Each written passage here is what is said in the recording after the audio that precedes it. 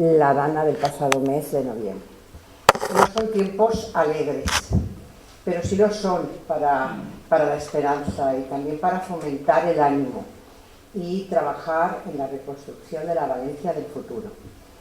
Es decir, de trabajar para la vida y por la vida. Y qué mejor que un valenciano nos puede hablar de vida con la autoridad que tiene nuestro conferenciante de esta tarde, el doctor José Mir. Bienvenido. Quiero agradecerte que hayas aceptado nuestra invitación para participar en el club, dándonos la oportunidad de tener un encuentro con la ciencia y además de poder rendirte un homenaje y reconocimiento a tus trabajos y también de poner en valor a nuestra comunidad autónoma. Así que muchísimas gracias, Pepe, por estar aquí. Lo va a presentar Javier Puertas, que es miembro de la Junta Directiva, médico. Él es el jefe de servicio de la Unidad de Fisioneurología del Hospital de la Ribera y además es el vicedecano de la Facultad de Medicina de la Universidad Católica de Valencia. Así que cuando quieras, Javier, adelante. Gracias, Amparo, por la presentación. Distinguidas autoridades, socios y socias del club, amigos y colegas, amigos del doctor Mir.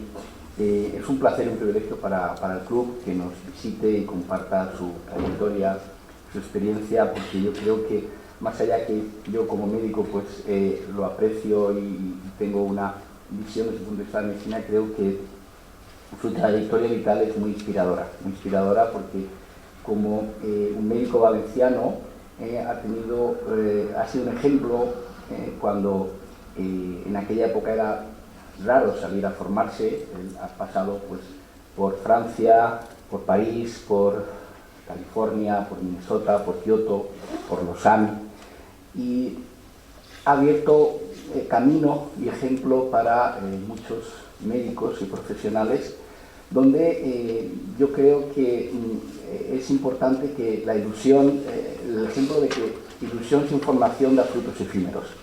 Y él ha sido una persona que no solamente ha tenido una inquietud de formarse, ha salido todo lo que ha hecho falta, ha ido a buscar donde estaban las mejores técnicas, donde se hacían la medicina más avanzada, para además tener los valencianos la suerte de traerla aquí, implementarla aquí y convencer a nuestras autoridades sanitarias en su época de que aquí se podía hacer la mejor medicina y la más avanzada del mundo.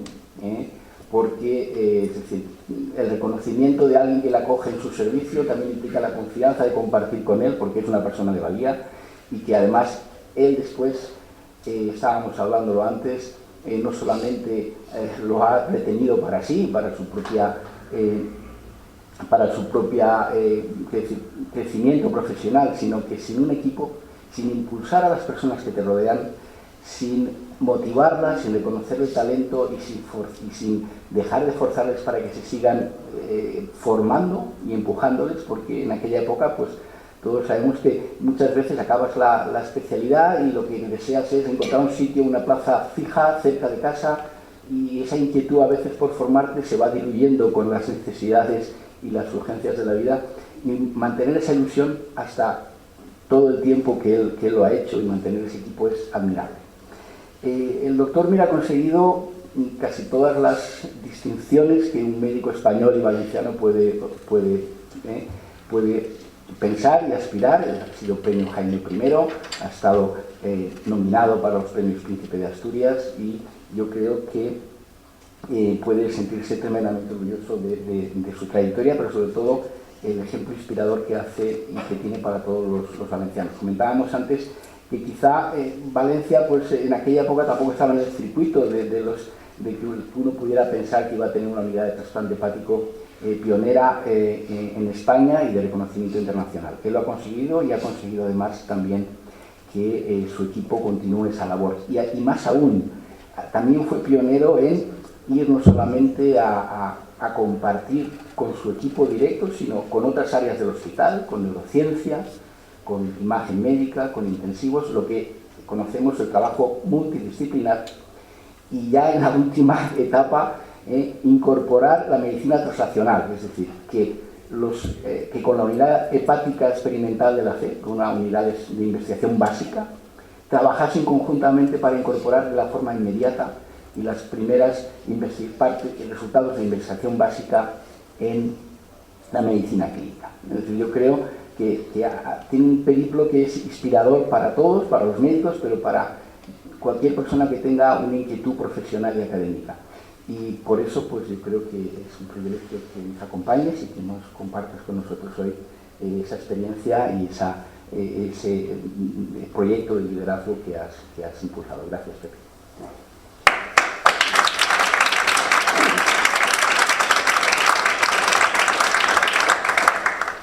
Gracias a ti, Javier, porque, vamos, después de cómo me has puesto, yo soy lo mejor que hay es que me calles. Porque yo siempre me he defendido mejor con las manos que con la palabra. Y ahora lo que vaya a decir, pues me puedo equivocar, ¿me comprendes? Por eso que yo casi prefería quedarme así, que mucho mejor. Bueno, perdón, buenas tardes a todos. Voy a hablar pues, del tema del trasplante hepático. Y se habla del liderazgo, que es lo que me propusiste. Efectivamente, si bien coges la trayectoria de lo que ha ido pasando con el trasplante hepático, pues hemos llegado a ocupar que la FE sea líder precisamente del trasplante desde el año 62-69. Yo quisiera empezar, pero estoy... ¿Te apoyas con eso? Sí, en cuanto me diga el siguiente. Es que yo estoy acostumbrado a hacer siempre todo de pie, o sea que... Y lo que pasa es que... Pero no hay puntero ni nada, ¿no? Ya nos apañaremos. Bueno, el trasplante hepático pasa a la siguiente, la primera. Aquí lo vemos, cada 3 días se abre una esperanza. Eso es lo que nosotros pensamos del primer momento en el cual se podía realizar el trasplante de hígado. Aquí vemos la parte de arriba, es un hígado cirrótico micronodular. Creo que la imagen vale más que 1000 palabras, donde se puede apreciar el aspecto previo cuando estaba perfundido con el líquido que nosotros preparamos de Wisconsin a 4 grados Celsius, y después, una vez trasplantado se ha perfundido el hígado, tenemos que las imágenes lo dicen todo, no hay color y lógicamente el cambio es lo que realmente vale.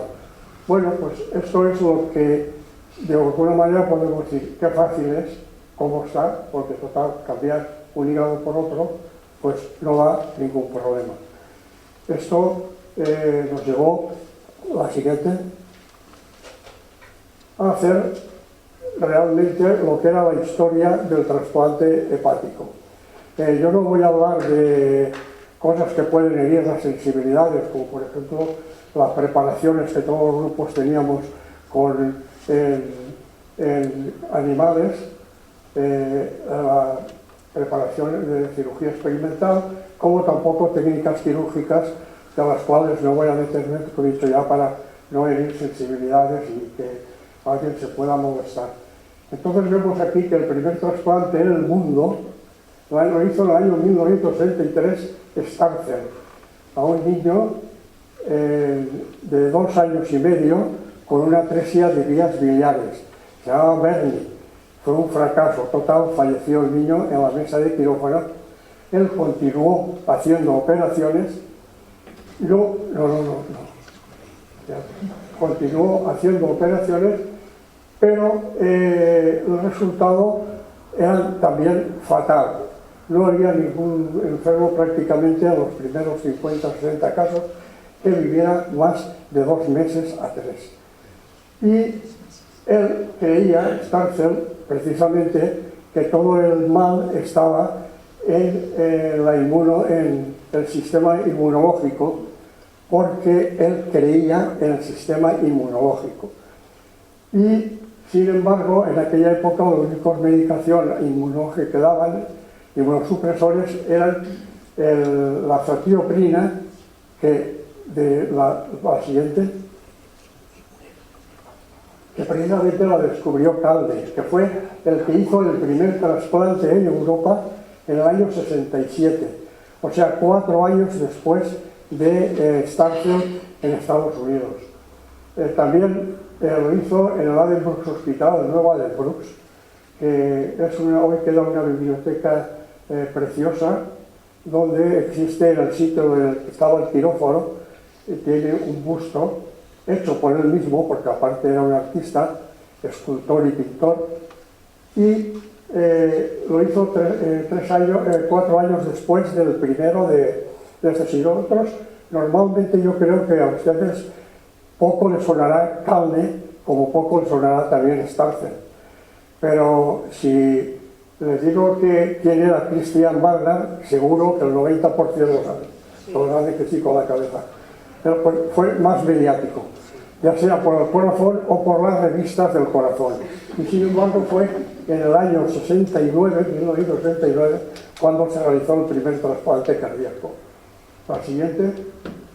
A pesar de la mala evolución de los enfermos, hubo este año, en este siglo, a primeros del siglo, se les dio el Lasker como padre del trasplante hepático a Roy Calne y a Starfield. El Lasker viene a ser lo que es el premio Nobel en Europa, es para Estados Unidos. Es el mayor reconocimiento que se les puede hacer y se les consideró entonces como los padres del trasplante hepático. La siguiente. Esto nos lleva a que podemos ver que desgraciadamente se quedan en el camino pacientes, pero que eso es lo que hace olvidar las pérdidas del pasado, cuando en realidad eso no logra las pérdidas, lo que hace avanzar la ciencia y no una mera exaltación del éxito. Este viene después, que es lo que ha ocurrido precisamente con los dos grandes maestros del trasplante hepático. La siguiente. No, antes. En el año 1973, Jean Borel descubre la ciclosporina. Esto va a cambiar y se va a llamar ya la era de los trasplantes, porque es el inmunosupresor base y con el cual todos los trasplantes van a estar dependientes de él, que es realmente el eficaz. Y da la casualidad que Roy Calne inicia el empleo clínico del trasplante renal en el año 79. Precisamente, él, que creía Calne que todo el daño estaba producido en las vías biliares, es el que emplea el primer inmunosupresor potente para el trasplante hepático, mientras que Starfield él sí que creía en el factor inmunológico. La siguiente. En el año 82, una conferencia de consenso en Bethesda, en Estados Unidos, se acepta que el trasplante hepático es la única alternativa para todas las enfermedades hepáticas terminales. Aquí ya viene la eclosión del trasplante hepático. Aquí ya empiezan, por ejemplo, en París, Smith, en Alemania, Pickelmayer, empiezan ya a creer en el trasplante y a crear escuelas en la cual tenían ya cursos sobre el trasplante hepático. La siguiente. Aquí en España, el 23 de febrero del 84, está equivocada ahí abajo la fecha, se realiza el primer trasplante de hígado en el hospital de Belviche. Aquí vemos la imagen de los cirujanos de Jaurrieta, allí a la izquierda, Margarit, y el enfermo, que curiosamente era un enfermo de Aldaya. Ya fue el primer hígado que se nos escapó. Lo siguiente. Esto hace que... perdón, que se me seca la... Bueno.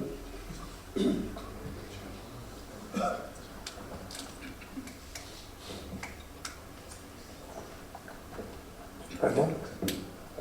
Bueno, por lo anterior. Entonces, Jaurrieta y Margarit, en el mes de febrero y el mes de de septiembre de ese mismo año se celebra el Congreso Nacional de Cirugía en Murcia y ellos presentan los resultados de los primeros casos que habían hecho sobre el trasplante hepático.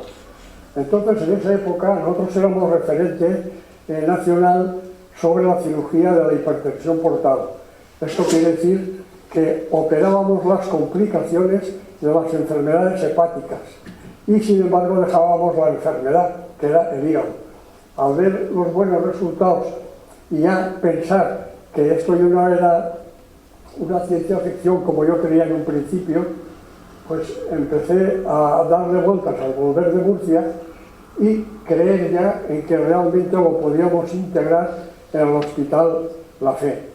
Entonces ya fui a dirección, presenté toda la memoria, muy bien, parece ser, sí, déjalo, ya lo miraremos, la cosa se quedaba ahí en el cajón.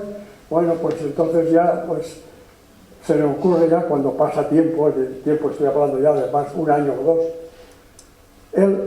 enviar una carta que en aquel momento era por correo postal, una carta con el currículum pidiendo la posibilidad de hacer allí una estancia para ver el trasplante. Efectivamente, como teníamos experiencia en hipertensión portal, el alcalde me contestó a vuelta al correo diciéndome que a partir del mes de diciembre que me esperaba allí junto con otros visitos.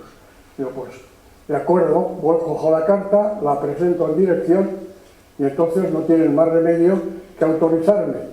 Y me autorizan diciendo que sí, muy bien, te vas, pero te damos un permiso, pero sin sueldo, lo cual ya venía una cosa, intentaremos arreglarlo para que se te pague con tipo beca cuando vengas tal y cual. Bueno, al final la cosa, yo me largué y tardaron después en pagar, pero ya eran cosas más particulares.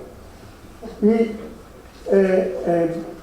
ya la siguiente, entonces me voy a Cambridge, aquí al nuevo hospital de Addenbrooke's, que ya Calne se había dejado el viejo y había pasado, y habían hecho el nuevo, y aquí empecé todo el periplo de los, cuando acabé de irme de aquí con 23 trasplantes vividos en Cambridge.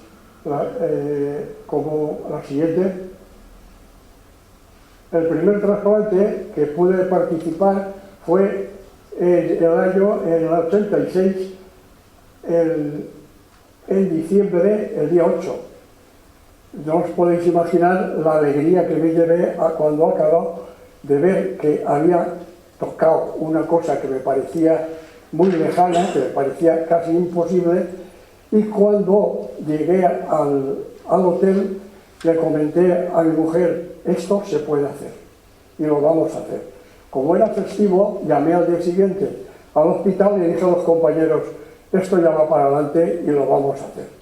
La siguiente, el 17 del mismo mes, participamos en el primer triple trasplante del mundo de hígado, corazón y pulmones. No se puede imaginar lo que significa ver todo el tórax sin nada, medio abdomen sin nada y después que los órganos y que funcione. Esta enferma de Simpson a los 12, 14 años seguía viviendo. La siguiente. Y antes de volverme a Valencia se realizaron los 300 trasplantes hepáticos y en el King College hicieron pues una celebración, pues así como suelen ser los ingleses, muy festiva y con los 300 primeros trasplantes. Claro, yo vi esa cifra y sin haber empezado y pensando cómo lo haríamos, me parecía inalcanzable. Bueno, ya con esto, la siguiente, nos volvimos a La Fe y ahí empieza otro calvario. Llegamos, yo venía con la cartera, con todo llevar de colocar ya el trasplante hepático en La Fe, pues eran fallas cuando volví, esperé, pasó un tiempo presenté una memoria muy bien documentada junto con el que era el jefe de servicio, doctor Berenguer, y empezamos ya lo mismo, que si esta memoria, pues no lo sé, sí, la estudiaremos, lo veremos, bueno, de tal forma, para hacerlo corto, porque fue muy largo, fueron 2 años y pico, entonces llega y hasta tal extremo que de aquí, del hospital, iba a Consellería entonces estaba en la calle Lauria, y qué decir que yo ponía el coche, no existía el GPS, ponía un coche en marcha en la FE, en el hospital, y automáticamente me dejaba a la Consellería. Eso quiere decir la cantidad de veces que hice yo el viaje de la FE a Consellería. Hasta que, al final, la siguiente, se nos ocurrió, pues como yo creo que como valenciano, siempre te viene algo de la imaginación, ¿no? Y en aquel momento pues salió bien. Y decimos, bueno, si montaña, si Mahoma no va a la montaña, que venga a la montaña Mahoma. Entonces lo que hicimos fue el coger y hablé con Calne. Calne sabía el problema que tenía yo aquí en el hospital, que no nos dejaban hacer un trasplante, veía la situación como estaba, y entonces me dijo que aceptaba lo que ella, aún me dijo más, me dijo, véngase conmigo, y se acabó el problema. Digo, mira, yo estoy muy bien ahí en el hospital, y vamos a ver si... Y me hizo un favor que lo pueden entender de lo que significaba llevar a 2 o 3 médicos cada 10-15 días al quirófano durante 3 meses cambiándolos. Porque la idea fue alquilar una casa, llevar a médicos, cirujanos, anestesistas y enfermeras periodos de 10 a 15 días a esa casa, de ahí ir al hospital, ver la cirugía, cómo se realizaban los trasplantes, tal. Y entonces nos faltaba el dinero, y el dinero pues lo pedimos a la industria farmacéutica, y nos lo dio, y así se hizo la casa de Cambridge, que era conocida allí por todos los médicos y enfermeras en la FE. A la vuelta ya la cosa ya cambió, todo lo que había, porque claro, previamente se decía, tú estás loco, ¿dónde vas? Esto no lo vas a hacer. Curiosamente se hacían ya trasplantes en la FE de médula ósea, que se hacían ya, se hacía de riñón, después de pulmón, de corazón, y no nos dejaban hacer el de hígado. Pues bueno, estás loco, no lo vas a hacer. Pues bien, al pensar, me lo dijeron tantas veces que al pensar, y al final pensaba yo que estaría loco, de verdad. Pero vamos, fue pasando, y entonces, mientras estaban allí en la casa, aquí abajo, que está el círculo, ahí, bueno, ya los periódicos, ya tomados por la administración, cogían y decían, la FE tendrá al final de año un equipo de trasplantes hepáticos. Después, claro, ahí pone que manda la FE al hospital a médicos y enfermeras para que lo vean, claro, pero cuando nosotros mandamos médicos y enfermeras era en su periodo vacacional, que fue julio y agosto. O sea que ellos mandaron la siguiente.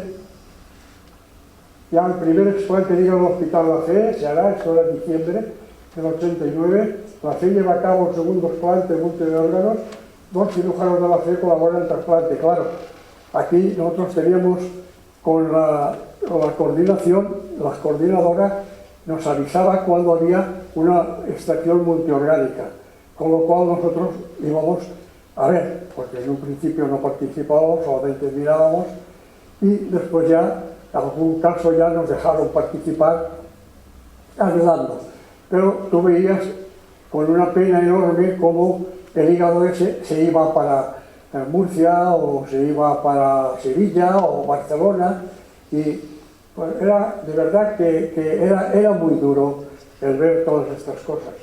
Entonces un día cogimos vinieron de Barcelona, hicimos la extracción con los de Barcelona y nos fuimos con ellos a a implantarlo allí al hospital.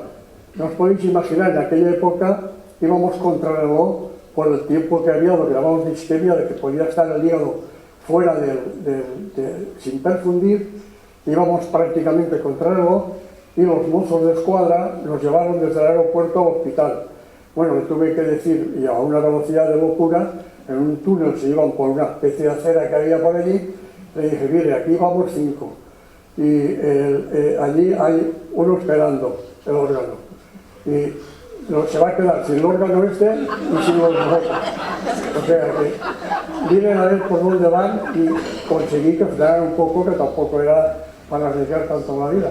La siguiente, y por fin vino un milagro. Fue el 5 de enero, de la noche del 5 de enero al 6 del 91.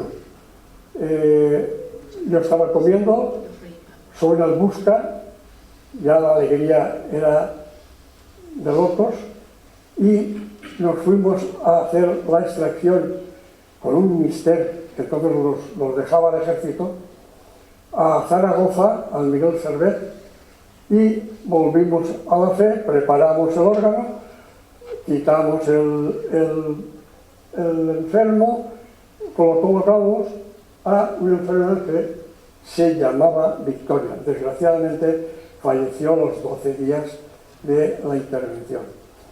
Ya empieza y dice, bueno, pues ya como los comentarios del hospital, que aquí hay compañeros de la fe que lo saben, los habrían oído también, pues déjalo que ya he hecho uno testimonial y punto.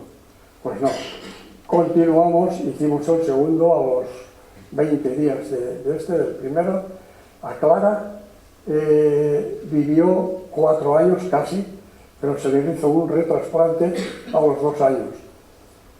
Y después el tercero, Jesús, y el año pasado estaba todavía viviendo, o sea, lo cual quiere decir que llevaba ya 30 y tantos años en vida y disfrutando de ese trasplante. La siguiente. Bueno, aquí vemos con toda la lucha, ven ahí el Hospital La Fe, el último. Éramos el 16 que empezó el trasplante de hígado en España. Actualmente hay 26 equipos. Ya ha llegado una situación que parece que sea excesivo, pues, no lo sé. Pero fíjense que nosotros en el primer año hicimos 18, porque cuando hicimos el cuarto, esto lo cuento porque es una cosa más de las piedras que salían en el camino. Hicimos el cuarto, llegó el verano y dijeron, no se puede trasplantar el hígado, pero sin embargo se trasplantaba corazón, riñones y pulmones. No entendíamos por qué el hígado no. Bueno, pues pasó todo el verano, hasta el verano hicimos 4 y después del verano hasta diciembre hicimos 14. O sea que se les vendría el mundo encima, porque espérate que ya se cansará, pues no nos cansamos. La siguiente, aquí vemos en los inicios, el año 91, 18, 44, 39 y cuando empezamos en el año 94 nos dicen que no hay presupuesto nada más que para 30. Digo, bueno, pues esto no es cosa mía. Yo ni voy a pagar ni voy a decir nada. Yo lo que voy a decir es, yo tengo unos enfermos en la lista y a mí me llaman de la coordinación, porque la coordinación era ejemplar, funcionaba de maravilla, nunca nos ocultó nada. Me llaman de la coordinación y yo eso lo tengo que hacer. Pues cuando llegue el hígado le digo le decimos a otro paciente que no se lo puedo poner porque no tenéis dinero. Bueno, pues ese año el rebote fue que hicimos 63. Después 62, 71 y 79, 97. A partir del 98, la siguiente, a partir del 98 ya viene la eclosión nuestra, ya superábamos los 100. Ya habíamos alcanzado lo que se podía llamar, como comentabas, el liderazgo del hospital en esto. Pues desde ese año, desde el año 89 hasta la actualidad, no se ha bajado nada más que un año de los 100, 2 años de los 100. Y los demás se han ido superado los 100. Con lo cual, siempre hemos ido en la fe, ha ido por delante de España, de equipo en España de trasplante hepático. Aquí ya ven cómo va el Hospital AC a hacer el récord al realizar 4 trasplantes de hígado en 26 horas. No había cansancio, todo el mundo me preguntaba, oye y tal, pues no. Cambiamos 3 veces de equipo, pero aguantamos perfectamente los trasplantes sin ningún problema. O sea, que por eso actualmente estoy de pie y me defiendo mejor de pie. La siguiente. Pero había que hacer más cosas, no podíamos estar quietos. Ya seguíamos lo que dijo María Teresa de Calcuta, un chanta, que dijo, si no puedes correr, trota, si no puedes trotar, camina, y si no puedes caminar, anda. Pues esto es lo que hicimos. Nos faltaba el trasplante infantil. Se nos iban los hígados del Biche a Vallebrón, infantiles, o a La Paz. Pues nosotros estábamos haciendo cirugía infantil. Teníamos nuestro grupo, pues oye, pues ¿qué hay que hacer? Pues nada, nos fuimos a aprender la cirugía infantil aquí al Hospital Presbiteriano de San Francisco y ahí además aprendimos también una técnica quirúrgica que era el piribaco, o sea, la preservación de la vena cava. Y después volvimos aquí a San Francisco, al Hospital Universitario, a aprender el split liver, o sea, a partir el hígado en 2, como veremos luego en estos casos. Siguiente. Así fue. El primer trasplante hepático infantil lo realizamos ya en la comunidad y ya ven ahí, con este se inicia un programa de trasplante que evitará desplazar a los niños. La siguiente. Faltaba, como no, el donante vivo. Entonces nos fuimos a aprenderlo con Tanaka. Tanaka, en Kioto, realizaba un trasplante vivo cada 3 días. Cada 3 días, él lo tiene, desde luego, son meticulosos. Nosotros allí, cuando fui, digo, yo esto no lo puedo aguantar, porque es que con un trasplante se tiraban 12 horas, porque es que, y al final había en la mesa de quirófano, bajo la mesa de quirófano, una gasita manchada de sangre. O sea, eran meticulosos como se lo pueden imaginar. Bueno, ahí aprendimos la técnica del donante vivo. La siguiente. Después ya llegamos a hacer 2000 trasplantes, que yo decía, bueno, me acordaba, hace unos años 300 trasplantes serían inalcanzables. ¿Cómo va a hacer? Pues llegamos a los 1000. Calne nos felicitaba precisamente por todo esto, porque no se imaginaba ya que superábamos ya todos los estándares que existían en España. La siguiente. Esta es la actividad que había en España. 1000 y pico, nosotros la siguiente. La curva más o menos es la misma, pero fíjense ya cómo en el año 97, 98 hicimos 109. La curva 108, realizábamos el 10% de los trasplantes de España y el 1% de todo el mundo, y el 5% de Europa. La siguiente. Pero, si vamos por millón de población, veremos que en este año, en 2005, fuimos los que más, con 111 trasplantes hechos en este año, los que más trasplantes por millón de población hicimos en el mundo, con un 24.4%.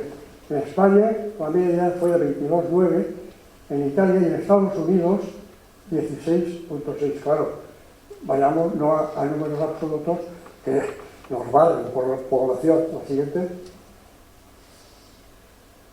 Aquí vemos en la fase de inicio, la fase de consolidación, en la cual ya estábamos en el liderazgo de España. Vemos aquí ya con un reconocimiento europeo y ya pues estábamos satisfechos ya en parte de lo que estábamos haciendo. En el año 2000, no fue 12 o 13, no, 15 por ahí, se inició en Alicante, con una caída ya se vio el trasplante de hígado a Alicante y se vio una caída al 92-74 y actualmente empezó a recuperar en el 101 y no ha bajado de 100 en todos estos años hasta la actualidad. La siguiente. Estas son, así a grosso modo, las enfermedades. La cirrosis no biliar, que la mayoría eran alcohólicas y por virus C. La insuficiencia hepática aguda por intento de suicidio o por toma de setas. El retrasplante agudo, el retrasplante de tumores. Aquí vemos un 24.2% que actualmente se están trasplantando las metástasis colorectales. Antes eso estaba totalmente proscrito, por lo menos hasta que yo estaba en activo. Y ahora ya están haciendo, y la FE precisamente es el centro de referencia y donde se están, y hay más metástasis trasplantadas y con buenos resultados. La siguiente. La edad de los receptores, aquí las vemos, 68, 70, máximo 75. Yo siempre les decía a los del equipo así, pues, de la forma coloquial, oye, no preguntéis la edad, ver la mía más menos 5. Y efectivamente es lo que está ocurriendo, porque son 75, en estas, ahí había que añadir, o sea que yo, por lo menos, como sé que funcionaba el trasplante, yo me cuidaba para mi salud y que no me tirasen a la calle. La siguiente. Sin donante no hay trasplante. Esta aquí vemos, esta noticia de 50 donantes por millón de habitantes refiere a que somos el que más por millón de población donaciones hay en el mundo, España. Y esta es los datos que se sacaron hace más o menos una semana en la BNT. La siguiente. Esta la de los donantes. Dicen que queda 84, 88. Como no, si hay hígados de estos que han aguantado 2 guerras, lógicamente deben ser buenos. Pero la demanda sigue siendo mayor que la oferta. Entonces hay que buscar soluciones. La siguiente. Donante marginal, este es el donante que prácticamente era el hígado graso, la esteatosis, el hígado graso, pero que hoy con las máquinas que hay de perfusión y de transporte mejoran de tal manera que ya no es un órgano marginal, es un órgano que a veces es incluso mejor que el bueno de verdad. El split, que es partir el hígado en 2 para darlo a un adulto de bajo peso, y la otra a un infantil, a un niño. El donante vivo es directamente, nosotros lo hacemos de padre, madre, hijos, porque queramos o no siempre hay un riesgo. La cirugía corre riesgo, por muy sencilla que sea, y es lo único que ha habido el 200% de mortalidad en esto, y es el donante de adulto, en el cual falleció el donante y el receptor. Por eso ya se desistieron, esto ocurrió en Estados Unidos y en París, y ya la gente desistió ya de hacer de adultos, aunque siguen algunos centros haciendo.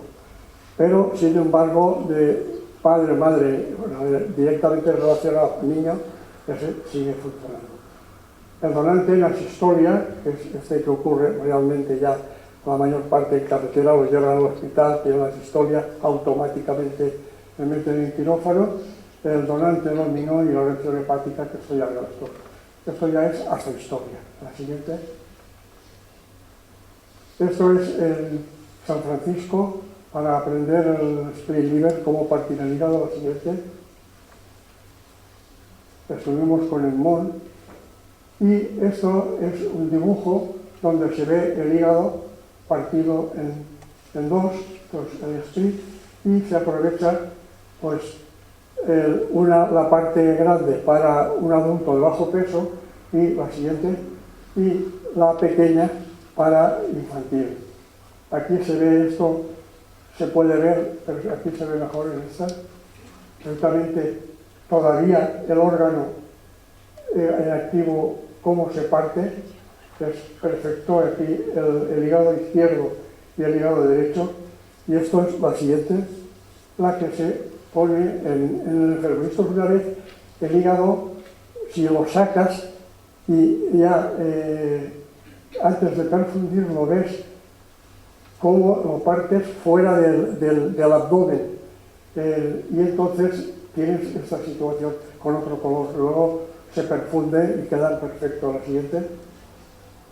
Y este es el donante vivo. Fíjense, mi mano es muy pequeña. Imagínense la lengüeta de hígado que se le extirpó a la madre, la siguiente, en la que se ve la madre que dona, médico, y al marido médico, los dos de Alicante. Y con cómo ella, en el mismo postoperatorio, está y va a ver a su niña recién intervenida. La siguiente.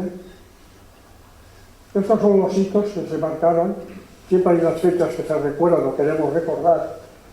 El primer trasplante, el trasplante con preservación de la vena cava, el primer trasplante infantil, el primero hepatorenal, el primero hepatopulmonar.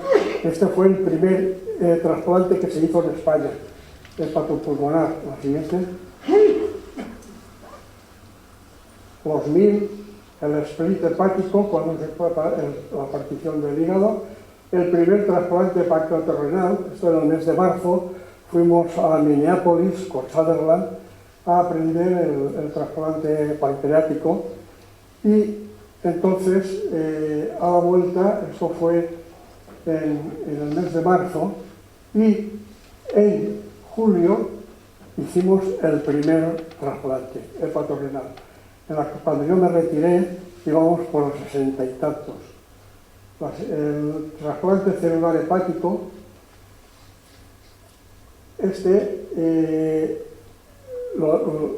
lo hicimos porque nosotros, el centro de investigación, con el doctor Castell, la doctora Gómez Lechón y la doctora Pareja, hacían aislamientos celulares. Nos pedían a los cirujanos que les diéramos trozos de hígado que resecábamos por tumor o por otras situaciones, los estudiaban y sacaban las células, las aislaban y las perfundían a 200 grados bajo cero. Y entonces veían que podían estar vivas, que podían estar. Entonces vieron que incluso había un porcentaje, casi que sea 60 y tantos %, que al año aún sobrevivían.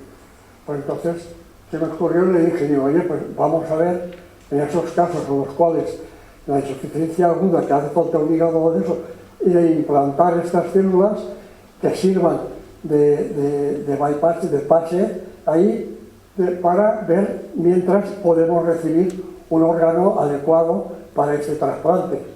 Y efectivamente así lo hicimos y montamos una sala blanca. Bueno, la siguiente, por favor, pasar. Estas son fechas también en la celebración, y hacíamos del 3.000 trasplantes en octubre, en julio del año 23. El año pasado se celebraron precisamente en octubre los 3.000 trasplantes. La siguiente. Bueno, aquí vemos que aparte nos ha servido el hacer el trasplante de hígado para hacer una cirugía diferente, una cirugía que nunca hubiéramos hecho si no hubiera sido por la práctica adquirida con los trasplantes. Esto, lo pongo aquí, esto es el hígado, como pueden ver, ahí, y el tumor, esa masa, es una tomografía, en el cual pudimos quitar las 3/4 partes de ese tumor, dejando esta pequeña lengüeta, y el enfermo sobrevivió. O sea, lo cual quiere decir que si no hubiéramos hecho o adquirido propias nuevos trasplantes, no hubiéramos hecho este tipo de cirugía. La siguiente. Esta es la supervivencia global. Esta diferencia que hay en los dos primeros aquí, la mayoría viene condicionada por el virus C. Y teníamos muchos virus C, llegaba un momento que teníamos el 52% de los enfermos trasplantados eran por virus C. Claro, después ya aparecieron las vacunas y la terapia antiviral y entonces se mejoraron todos los resultados, como se puede ver del 2013 al 2023, casi a los 10 años, casi un 70% de supervivencia. La siguiente. Estos son los medicamentos que empleábamos, cospolina, tacrolimus, eran los básicos, corticoides, bicofenonato, bifortic, sirolimus, everolimus. La mayoría de estos, todos probados por primera vez y algunos descubiertos por Calne, que era el que pensaba que todos los problemas que tenía el hígado eran por culpa de la viabilidad. Y sin embargo, descubrió toda la inmunosupresión. La siguiente. Se nos decía también que era muy caro un trasplante. Acordaos que no podíamos pasar de los 30.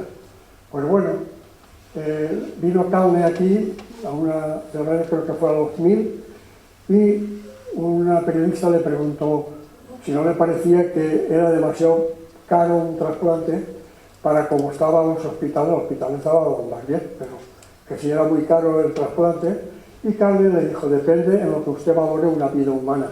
Ya no le preguntó más. Entonces, y esto es así. En el Ministerio debemos siempre valorar cuál es el coste de una vida humana. A su vez, nuestros pacientes rentabilizan con creces el coste del proceso. Esto que ven aquí, esto es un F-18. Y todos los trasplantes que se hicieron en el año 1996 valían lo mismo, todos, los de hígado, corazón, pulmones, médula, riñón, todos juntos valían lo mismo que un F-18. Ese año se compraron 20 F-18. La siguiente. Esto hemos evolucionado en lo que podía ser quirófano a lo que es. La siguiente. Este es el futuro, mejorar la preservación. Efectivamente se ha mejorado y hay unas máquinas a las cuales se introduce el órgano, el corazón, el hígado, pulmones, se van perfundiendo, luego se trasplantan con mejor resultado porque han mejorado muchísimo y hay menor sufrimiento del órgano en el transporte. La inmunotolerancia, o sea, ya es la tolerancia a no tener medicación. Y esto se ha probado, había un porcentaje que ha ido subiendo y actualmente ya hay muchos grupos que ensayan precisamente el ir quitando la medicación para dejarlo sin inmunosupresión. Porque no nos equivoquemos, la inmunosupresión pues es como un 7,5, te quedas corto o te pasas. Si te quedas corto tienes rechazo y si te pasas tienes las infecciones que te puedes morir. O sea que entonces habría que estar, si no tienen inmunosupresión, pues imagínense la ventaja. Las terapias antivirales que han mejorado, ya tenemos un descubrimiento de vacunas. Cuando yo empecé los trasplantes no existía el virus C, era no A, no B. Y en ese periodo de tiempo se descubre el virus C, encima se descubre la terapia antiviral y las vacunas. O sea que hemos evolucionado muy rápido. El xenotrasplante, el trasplante de animales al humano. También en unos inicios se pensaba en que el xenotrasplante era el verdadero futuro inmediato. Pues no fue así, hay miles de virus diferentes en los animales que no toleran al humano. Y ahora últimamente parece ser que quieren estar retomando otra vez, no sé si se llegará a hacer esto o no. trasplante celular hepático, aquí está lo nuestro. El stem cells, las células madre, y el hígado artificial. El hígado artificial, pues sí, ya está y va en marcha. No sabemos el funcionamiento, pero yo creo que puede, de momento, en perfusiones funciona bien, pero al trasplantarlo no sabe, y es vaciar un órgano de las células, dejar todo el esqueleto de la vía biliar y los vasos y reinyectar ese hueco que hay con células madre del propio enfermo, que no necesitan inmunosupresión, que es células madre sacadas de la grasa, por ejemplo, de la célula grasa del adipocito, se la reprograma, se le pasa a hepatocitos, ya célula hepática, y después esas células se introducen en el molde y posiblemente sea una línea que tengamos más cerca que el xenotrasplante. La siguiente. Esta es el trasplante celular.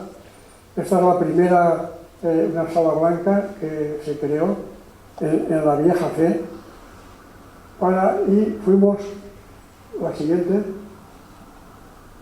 el quinto grupo del mundo en realizar el trasplante de células. Fue muy bien, lo hacíamos en metabolopatías, en enfermedades metabólicas, sobre todo en niños, como en esta niña, y después también se ha hecho en algunos casos de insuficiencia hepática, dando tiempo para traer y aportar el nuevo hígado. La siguiente. Las reuniones científicas están mucho en entredicho de que si son festivas o no son festivas. Son fundamentales, porque no hay nadie que pague la formación continuada. Y entonces uno, por sí mismo, es muy difícil que pueda entrar en esta situación. Por lo cual, aquí en esta podemos ver las reuniones que se hizo una aquí en Madrid, a Calde, el primero del mundo, ¿qué falta? Calde, Margarit, Starfel,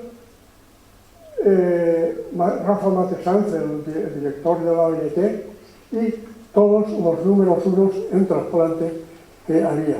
Lógicamente, el intercambio de esta comunicación yo creo que vale la pena y hace que se conozcan unos centros a otros.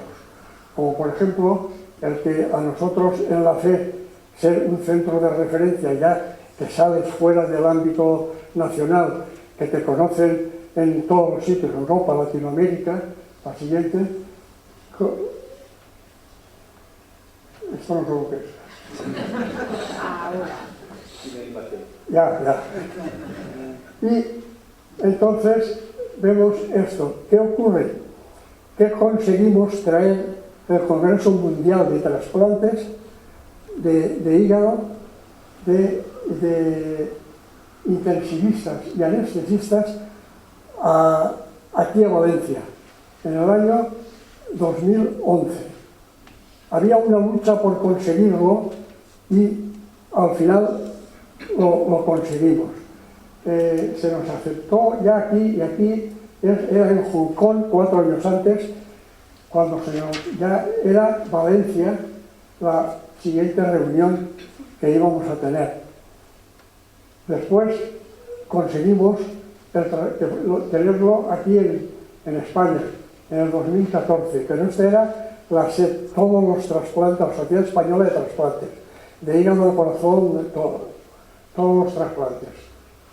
La siguiente. Esto es un resumen de lo que uno ha pasado y que puede comentar. Hemos podido vivir cómo el progreso supone una serie de grandes y pequeñas revoluciones contra los conceptos establecidos. No puedes luchar contra lo que hay, sí. Luchas si crees que lo vas a conseguir, o aunque no, porque tienes fe en ello y crees que la razón es tuya. Se ha tenido que afrontar los titanes con gran tenacidad y esfuerzo, en que los opositores tan solo participaban desde posiciones confortables y con mensajes negativos. Es lo que vivíamos, pero había que superarlo.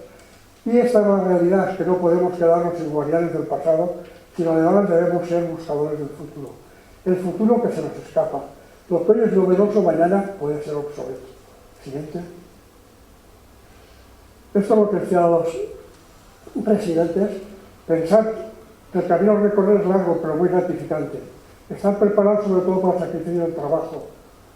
Buscar la suerte, nunca llega por sí sola.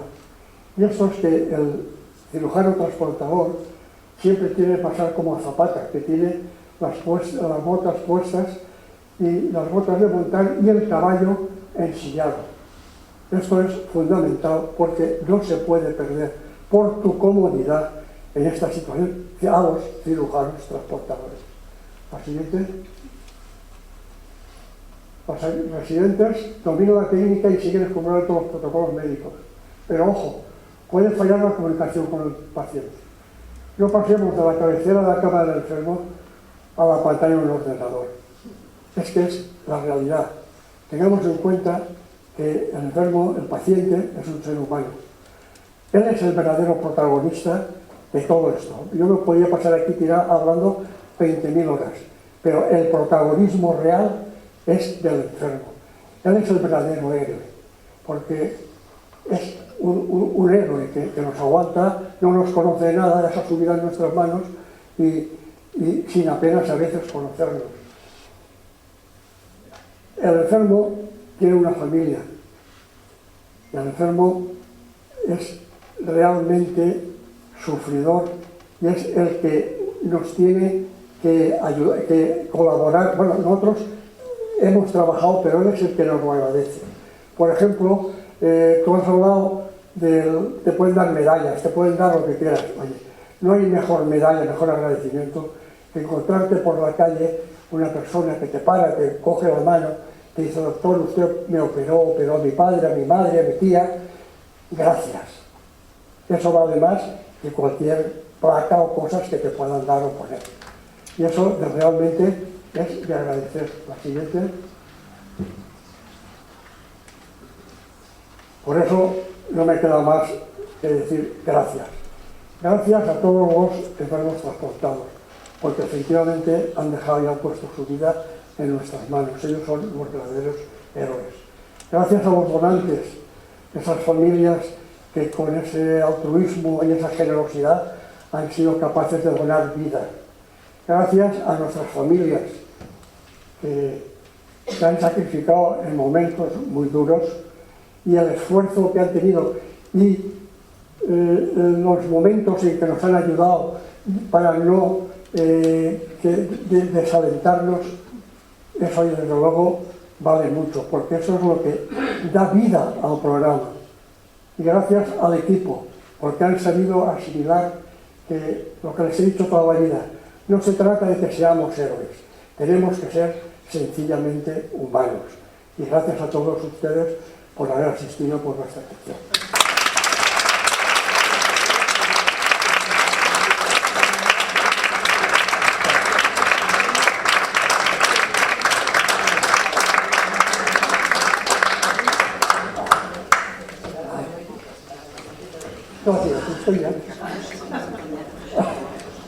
Bueno, pues gracias a Pepe.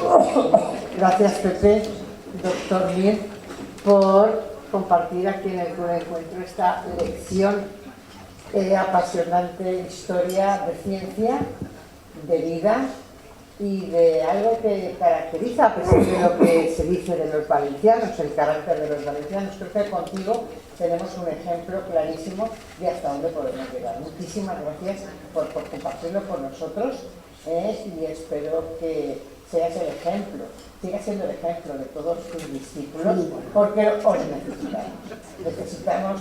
Necesitamos personas como vosotros para sacar adelante a la sociedad en algunos de los sectores como es el de la ciencia. Muchas gracias, Pepe.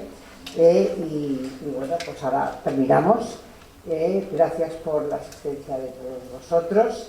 Desearos en nombre de la Junta Directiva felices fiestas y lo mejor de lo mejor para el año 2025 y nos vemos en enero. Muchas gracias.